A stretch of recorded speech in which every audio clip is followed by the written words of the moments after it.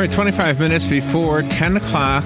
Thank you for tuning in this morning. I was thinking about something the other day. I was looking at a history piece, and it was talking about how the human race has improved in 100 years, and they were referencing things like cars and air conditioners and smartphones and things like that. And gosh, who can argue that that stuff hasn't made life better? However, one of the things that we used to have, I guess 100 years ago or whatever, that we seem to be losing is time. I don't know. We just need. Sometimes I just think, you look at it at the natural world, right? You look at, like, you go to watch something, I guess, natural. I was going to say like a zoo, but zoos don't count. They're kind of in a different predicament. But you look at the natural world. The animals, like, okay, my cat's not in the zoo, okay? So, but the cat would.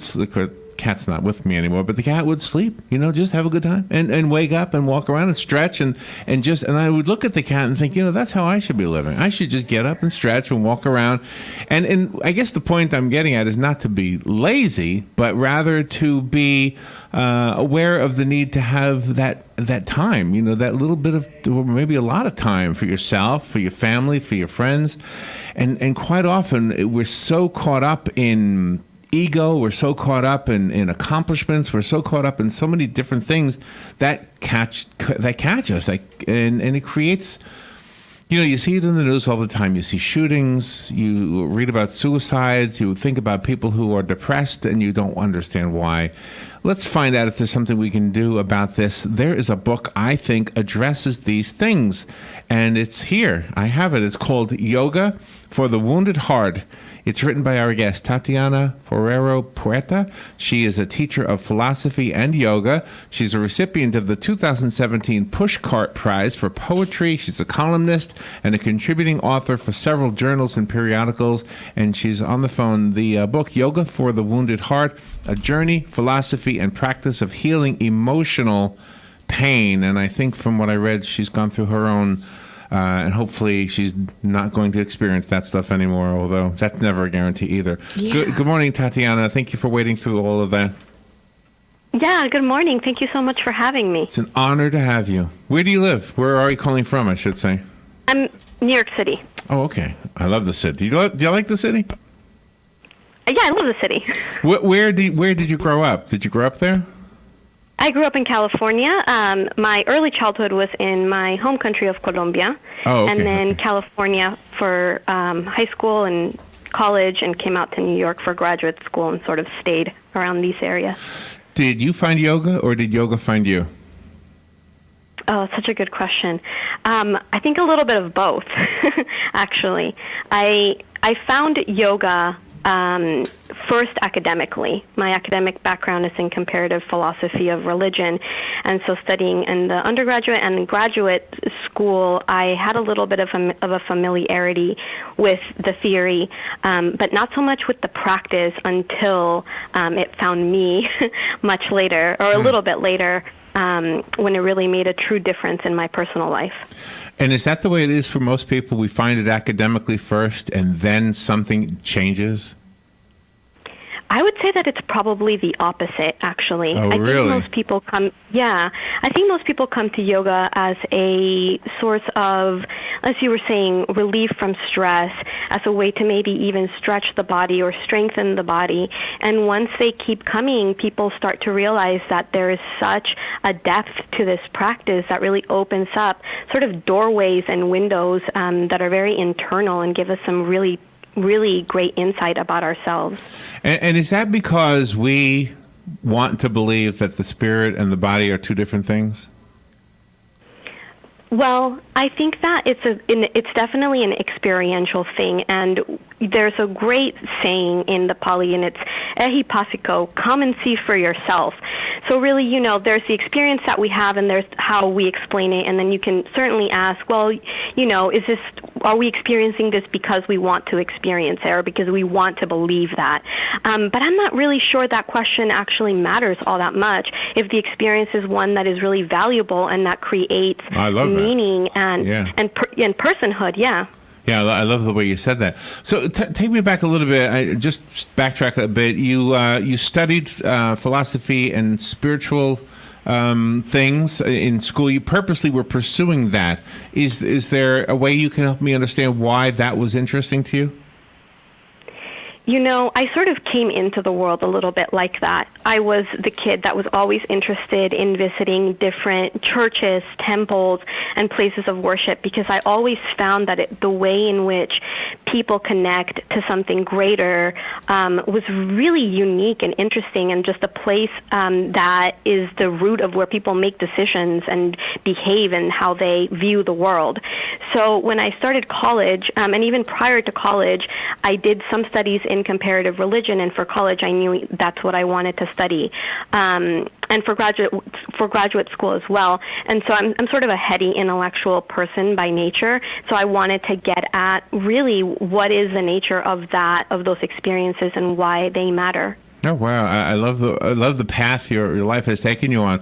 Did you go through some hardships? I don't have my notes in front of me, but I seem to remember reading that yesterday when I was reading up on you.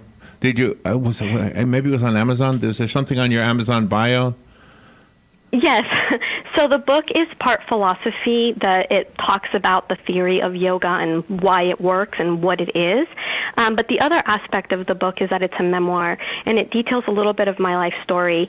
As an immigrant, I was orphaned by the time I was before high school, and then went into a foster care system where it wasn't really safe for a child, and that's not an uncommon experience for a lot of kids in foster care.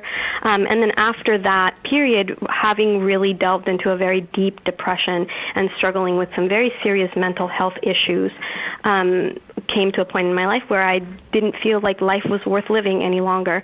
And so in my early 20s, I attempted to take my own life. And it was coming out of that hospitalization that a cardiologist said to me, have you ever practiced yoga? Wow. And there was my life before that moment and my life after that moment.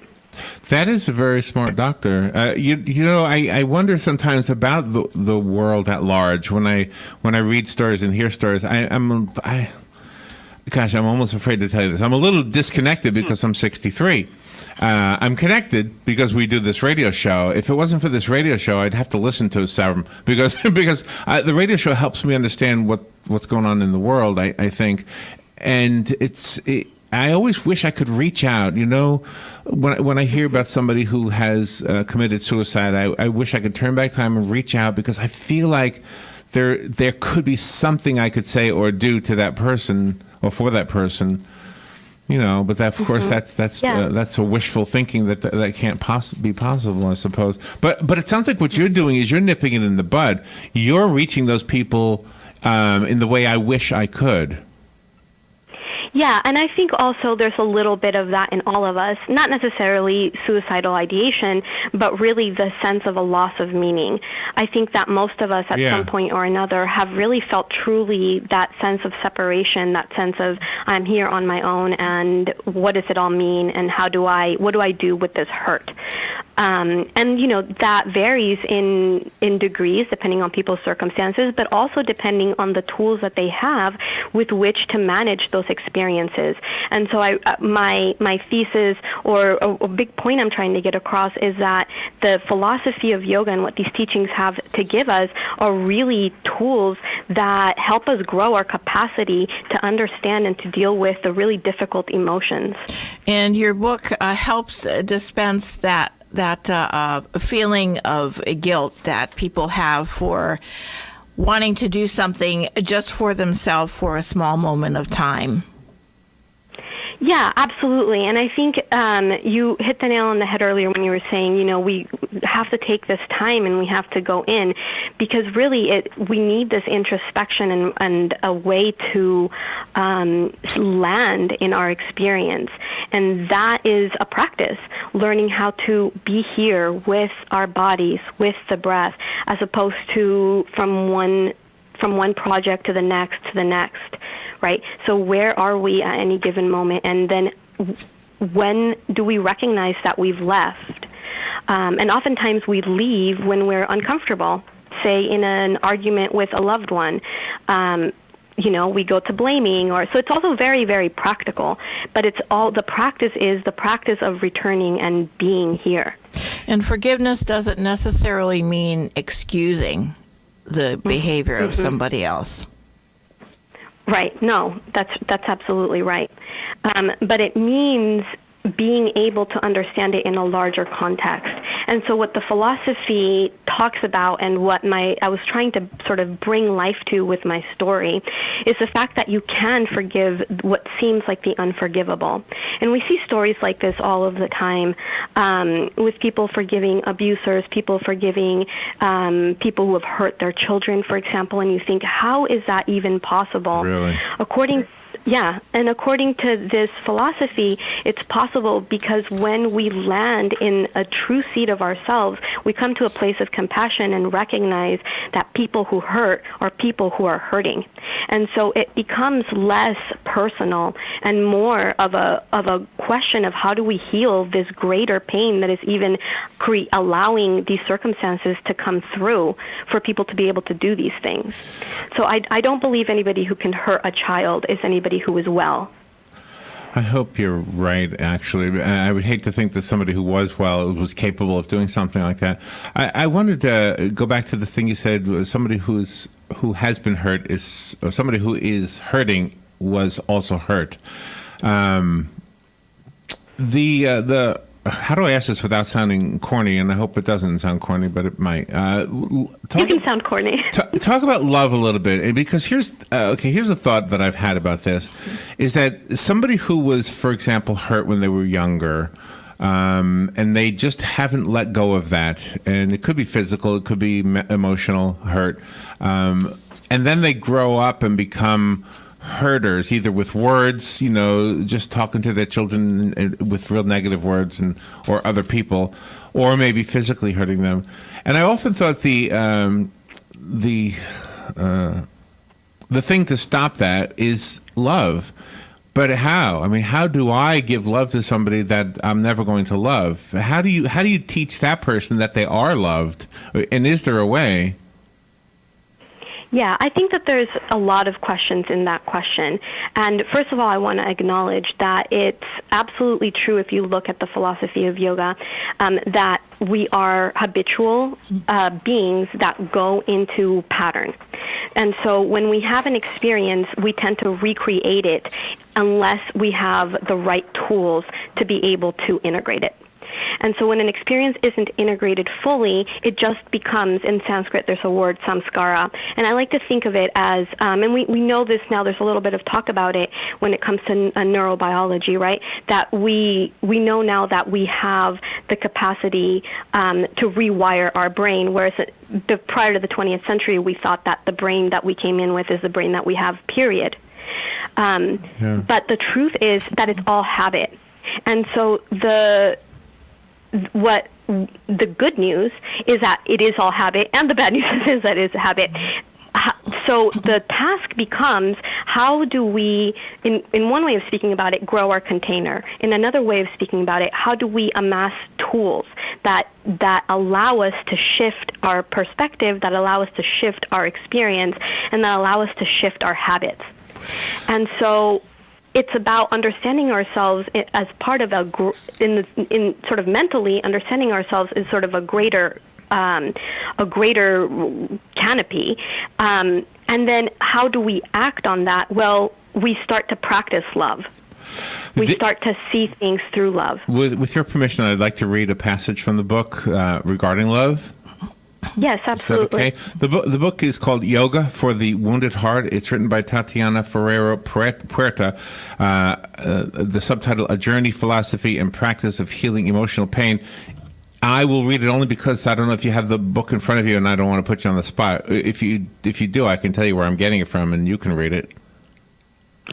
Sure. I actually do have it. Okay, it's page 108. On the bottom of the page, and it starts with the words, it's like 2/3 of the way through the paragraph, it's easy to love that which we cherish, and then it goes all the way through the paragraph that follows that. Why don't you go ahead, because I can't find it. Okay, I'm sorry. And this is these are Tatiana's words. They are so profound. It's easy to love that which we cherish. A perfectly sunny day, kittens, the things and people that make us feel alive. But it's also true that we can teach ourselves to see and experience love in people and circumstances where it isn't so obvious. and where love feels quite difficult, even impossible to find. Places, people, situations that enrage or cripple us in fear are, in fact, the places where finding, creating, just a sliver of love makes all the difference. It makes a miracle. It starts inwardly and it pours forth, expanding exponentially. Love isn't an isolated emotion. It's an attitude, a disposition, a choice that we can consciously make, a way of being that we can foster, and a muscle that we can strengthen through our behavior, our speech, and our thoughts. That is so true. And if you read that and it doesn't resonate with you, read it again, because you're saying something so true in that one little passage. Thank you. Yeah, and that's what I was getting at, is that love is a practice. And the practice is really a practice of pivoting our attention. What happens when we have an experience of suffering is that we tend to get caught up in it, and it becomes the lens through which we experience all things. So think of like the breakup, for example, and then that every song you hear, every street you walk, and that becomes the thing. And so what yoga does is that it teaches us the tools to shift our experience. Because in truth, our experience is just wherever we're choosing to focus at any given moment. It's a little bit like a prism. There's a lot of ways in, and there's a lot of colors. And so when you put clear light through a prism, you see the rainbow. And generally, you tend to live in blue, and you tend to live in green, and you tend to live in orange. And what this does is that it helps us come out of that so that we can actually choose, where do I want to focus? Yeah. You know what? When somebody says they love their car, I hope they're just kidding. Because of the abuse that you went through, were you afraid of becoming a mom? That is such a good question. I actually wasn't, because my own mother was such a beacon of light and such an amazing, beautiful woman. And I was very, very blessed to have parents who were just shining examples of love, and, sad to have lost such beautiful people at such an early age. Wow. But they were my first examples, and so I was not afraid of becoming a mother. I was really looking forward to that. Did you? This is kind of maybe out of the left field or something, but did you feel like they were still present even after they were gone? Oh, absolutely. I feel that to this day. Yeah. There's certainly a way that we can tap into to our loved ones. Is yoga 24 hours a day, 7 days a week? Well, it's funny you should ask that, because the definition of practice, according to the philosophy, is that it must be attained to at all time, without break, and in all earnestness. And it's funny because people think that yoga is, you get on a mat, you do funny poses, you twist up like a pretzel, and then you walk out of class and you're good. Right. But really, it's about a constant attention to what's here, and a constant reaffirmation of our goodness. Yeah. And how we come to any situation. So in a way, I think that that's the goal, is to have a practice, a life based in yoga. Yoga really meaning the yoking, the binding, the bringing together. Yug is the root of the word in the Sanskrit, as the experience, not so much of the things that bring us into union, but rather the work that we do to recognize that we're already always united. Have you ever had a conversation with somebody that you didn't know in the subway? Oh yeah, all the time. See, and I picked that up on you only because I used to live there too, and I never understood the people who don't live there, who think that everybody in New York doesn't talk to one another, and they'll always say, I get in the subway, nobody says a word. Well, they're reading books or whatever, and yeah, well, most of the time, but you could. I mean, if you said, hey, how you doing today? It might begin a conversation. I mean, we're all people. It's just a weird thing. I think people are afraid sometimes of things they don't know. And sometimes actually the anonymity is really great, and it allows people to open up. I've had people share with me their life story and like cry on my shoulder, and I don't even know their name. And I think that that anonymity of not knowing each other's history or what you do for a living or all of those sort of pieces really allows us to connect almost at a greater level, at a really heart-based level, because there's no judgments. How do you encourage people to live in the moment instead of worrying about what's going to happen in the future? I think it really comes back to the body, and that's why the practice of the physical movement is so great, because it teaches us how to abide in our bones, in our joints, in our muscles, like feel the lungs, and that experience of embodiment. The body is always here. The mind can be in the past or future tripping or doing a million other things at any given point. But the body's always squarely situated in the present. And so as such, it's a key to presence. So something as simple as coming back to your breath, counting 5 breaths is so powerful. Talk to the person listening in the jail that is feeling like he can't do anything right. Every time he turns around, he's having a hard time figuring out what to do in his life. And if he thinks back in his life, there were some things where he was done wrong, but he's done wrong himself, and he's admitting it. And this guy just doesn't feel like there's any hope. Give his wounded heart a little talk, if you could. Well, I would say to that wounded heart that it's all in where you look. And that the only task really is to come back and land. And when you do that, the experience begins to soften. Because the beauty is that where there is grief, there is love. We wouldn't grieve, we wouldn't feel terrible about something if there wasn't love behind it.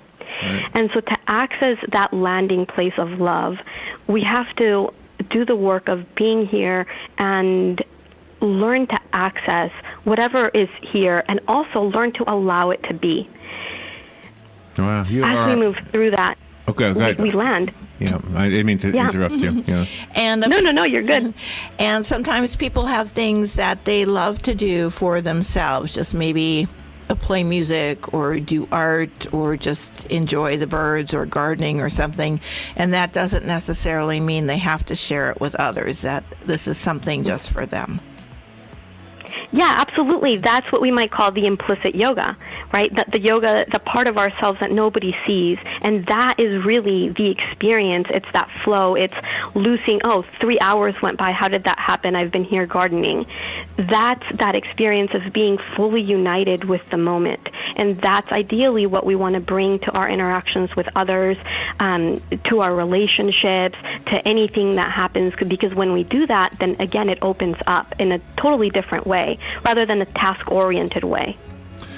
Tatiana, you are the real deal. We speak to a lot of people, and I've had other guests talking philosophy, but you've got it together.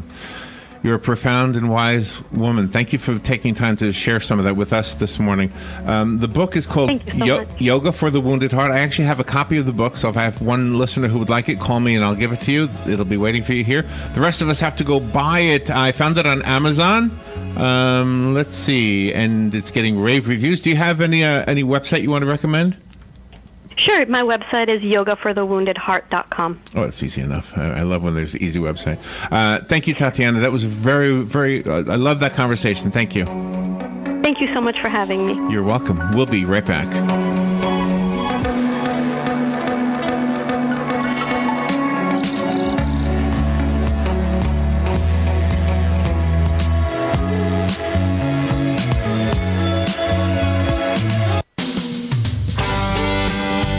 Howdy, folks. RL here for Dairy Queen again to tell you about what's hot and what's not. Dairy Queen has some of the best char-grilled chicken breasts on earth, as well as their chicken breast salad. And the burgers are exceptional, cooked on a real grill for the best flavor and less fat. And for dessert, blizzards are unequaled. Personally, banana split is my all-time favorite. Dairy Queen Silver Springs, where we always treat you like kings and queens. Broadcasting from the Paddock Mall Studios, this is WOCA, Ocala, Gainesville, The Villages, 1370 AM, 96.3 FM, The Source. Fox News Radio, I'm Chris Foster. President Trump tweets, "What kind of a lawyer would tape a client? So sad." Now